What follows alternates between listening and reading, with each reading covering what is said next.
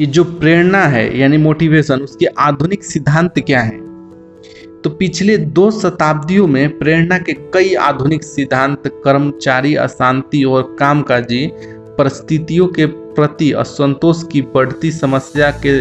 जवाब में उभरे, और यह जानने के लिए कि काम को कम जोरदार, अधिक फायदेमंद और संतोषजनक कैसे बनाया जाए।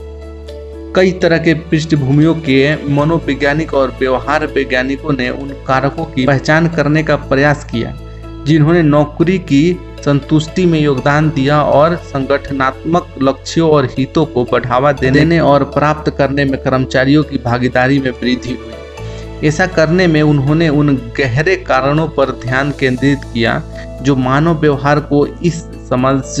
के आधार पर प्रेरित करते थे कि मानव प्रेरणा काफी हद तक अचेतन कारकों द्वारा निर्देशित थी। आधुनिक मनोवैज्ञानिक के प्रेरणा सिद्धांतों की एक अन्य महत्वपूर्ण विशेषता यह थी कि उन्होंने ज्यादातर मनुष्यों की शारीरिक और मनोवैज्ञानिक जरूरतों और पुरस्कार पाने और सजा से बचने की उनकी प्रवृत्ति पर ध्यान केंद्रित किया। इसलिए उन्होंने वांछित व्यवहार को प्रोत्साहित करने और इसके विपरीत नुकसान और पीड़ा की संभावना से बचने के लिए मौद्रिक लाभ, स्थिति, अधिकार और अच्छी काम करने की स्थिति जैसे भौतिक पुरस्कार निर्धारित किए।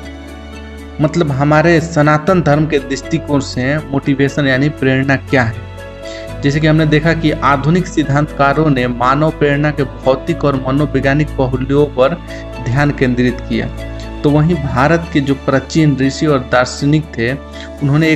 इसे एक व्यापक दृष्टिकोण से देखा, जिसमें मनुष्य को भगवान के खेल में भूमिका निभाने वाले के रूप में देखा गया। वैदिक काल की शुरुआत में भारत के संतों ने उन शक्तियों को समझने के लिए मानव व्यवहार की जांच की